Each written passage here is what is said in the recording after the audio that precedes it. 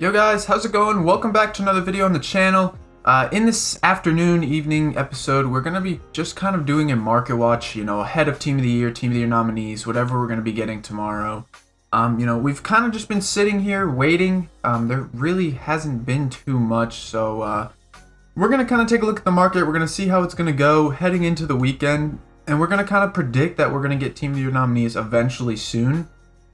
If not, just how the market's going to react heading into a Team of the Year week next week. It's confirmed that it's going to be coming out the 22nd or something like that. So that should be next Friday, which it will be nice. Currently the market's actually done pretty well. I've been able to flip quite a few icons today at decent prices. We got a little bit of buying in the market, which is good.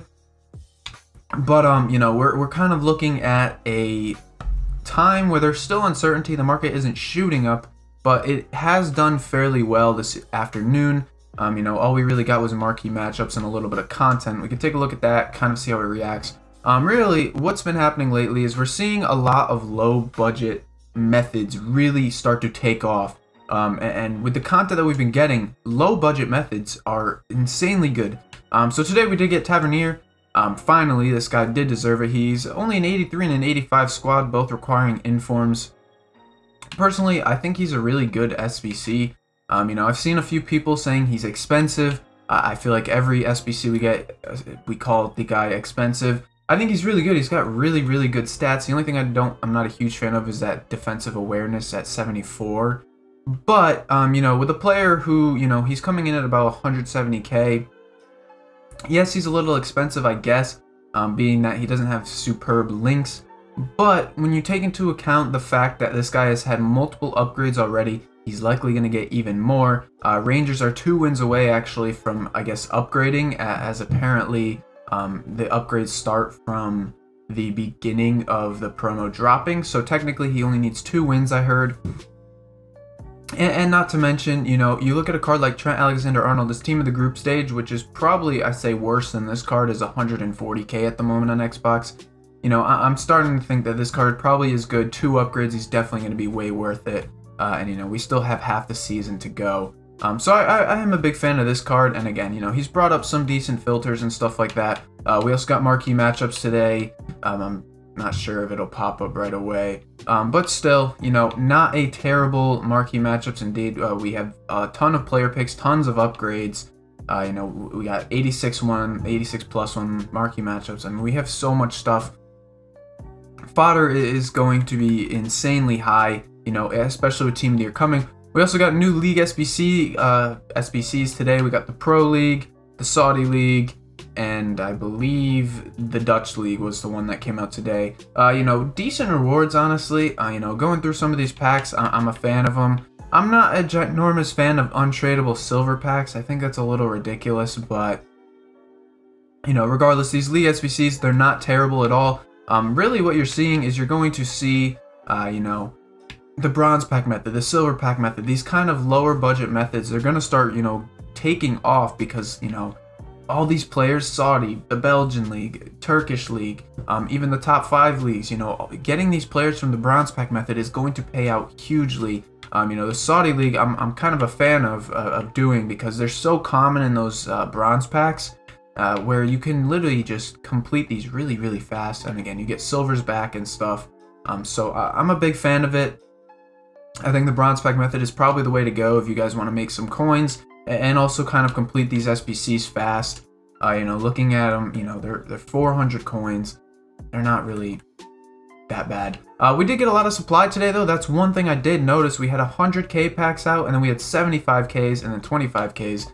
So we did get a little bit of supply this afternoon, but like I said, the market kind of held it well. I think, we're going to continue to rise up, unless we obviously get a loading screen very soon. The last chance I see of a loading screen coming would be at 8 p.m. UK, 3 p.m. Eastern. And if that's the case, you guys probably won't be watching this video at the time because I will have, made a new video for that loading screen. But still, the market is doing okay. We're going to head over to Footbin. We'll kind of take a look at the indexes and see how things are moving. The Rangers kind of players are doing very well. Links to, Tavernier are going up. Kent is up a decent amount, actually. He's up about 10-15k on Xbox. which is a little ridiculous. Again, this card is very overpriced. It seems he's come down. He was 36K at one point today, but you know, this card's a little overpriced. A lot of these, you know, players are really high for no reason. I don't think these Scottish Prem players are the best ones to kind of go into at the moment, just because, like I said, they're pretty high up. The golds have done decent. You know, there hasn't really been a great amount of movement. I know Conte moved a little bit on PlayStation, and Neymar, I guess, has gone up a little bit. But again, there's nothing huge. There's no crazy movements to the point where you can make profit flipping. I mean, this is good if you're trying to buy them for your team, but still, you know, I'm going to be kind of cautious. I know Conte moved up a decent amount. You know, he was one that I had my eye on. I had my eye more on the inform, but on PlayStation, you know, he was at like 205 this morning, and you were able to probably sell him for 225, or 205 yesterday, sell him for like 225. So, I mean, a little bit of a flip there, but again, golds really aren't too crazy. The cards that I do regret not going into today were the record breakers. I love the record breaker fluctuations now. They move so much. We talked about it in this morning's video. Of just kind of flipping these cards, but Van Dijk was one I really wanted to get into. You could have got in on him yesterday at 900k on Xbox at one point, or 990k, so 1 mil. And this morning he was actually, believe it or not, he was actually 1.4. There was none on the market. He was 1.5 mil on Xbox, and you probably could have sold him for like 1.3, something like that. We could take a look at the sales, but you know, he's about 1.2 at one point registered as a buy. And right now, you know, he's about, you know, 1.1. So, you know, it would be a decent flip.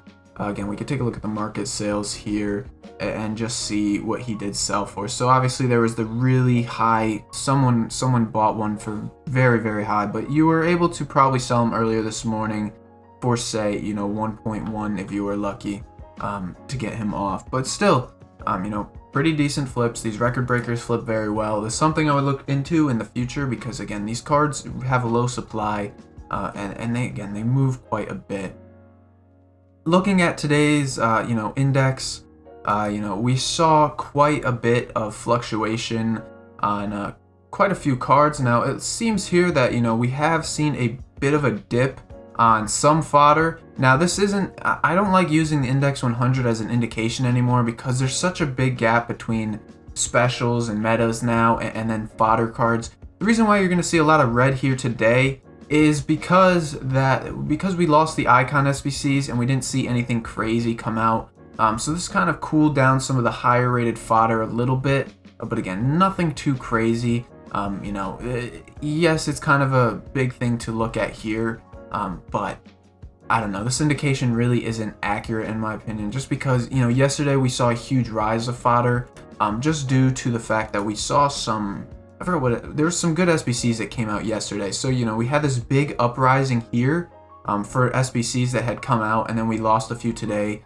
So we're kind of just coming back down to where we were, and that's why it looks like we're way worse than what we actually are. I wouldn't really worry too much about it because I'm sure we're going to get a ton of SBC content heading into Team of the Year nominees and stuff like that. And as you can see, the special cards, they really didn't move much. They're actually up more today anyways. So again, just a very, you know, kind of inaccurate depiction of it.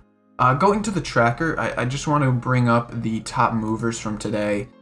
Looking at the top movers, again, we have quite a few down. You know, usually what I look for when these cards are kind of down is I look for the higher, the higher priced cards. Whether it's the 4 hour, the 24 hours. So looking at cards like, you know, Royce, who came down quite a bit, both his cards did, Griezmann, you know, the informs and stuff like that. Those are the kind of cards I look for when they're down. You know, and then when the players that are up, you can see who's required in SBCs today, you know, Delaney, Piszczek, Munier, like all these Dortmund players. What you can do is just go and look to snipe them. You know, no one's going to know that Thomas Delaney is up 700% today and he's 8.8k. What you can do is just literally set your filter, and I'll actually just show you on Xbox here. So we can go and take like Delaney, for example. We'll look him up and we'll try and find his price. Always check the price before we go in, because just in case there is, you know, some kind of change. But we move this to, say, you know, 7k. Look, nothing on the market. 8k. All right, so we're starting to see some cards. So we move it to 9K, and you know, we start to see this kind of supply line at, we'll say 8.5K. So I'll set my filter to anything less than, you know, 8K. You set your filter like this, and you just snipe. And because these cards are so common, you'll likely find that you'll be able to find quite a few that pop up. Again, a little bit of patience, but you know, you'll be able to find multiple of them in minutes. I'm not even refreshing search, but you just do this, snipe, and you should be able to find them. And like I said, this is something that I do every day, and it's a low budget method that works really, really well. You know, with all the different cards and SBCs and content that we get, it's easy. It's an easy method to do. And again, you can make 150 to 200K a day doing this for like an hour or two. Really easy stuff to do. I don't know what SBC is out that made him go up, but we could take a look. So as you can see, we could snag one there for 8K. We'll instantly sell him at 9K. You know, not the greatest snipe, obviously, but still, he's a decent one. Obviously, try and snipe for a little bit less so you can avoid tax, which is something that I would have rather wanted to do there. But again, we'll keep sniping for a second here.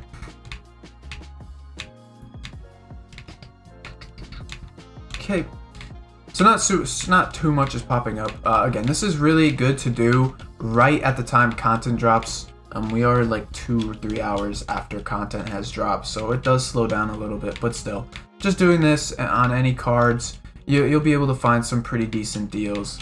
Again, I want to see what SBC it was that came out for that was so big, but anyways, that's the current state of the market. Like I said, we're likely going to see it continue to flatten out. If we do get some kind of content later today, like a loading screen, I would be careful because a loading screen could end up taking us out and kind of dropping that market. So just keep your eyes out for that. Other than that, I know it was a boring video. It's a market watch. There's not much content out to talk that's really moving the market. We're still in that stale phase. Hopefully it's over soon. Thank you guys for watching. Till next time.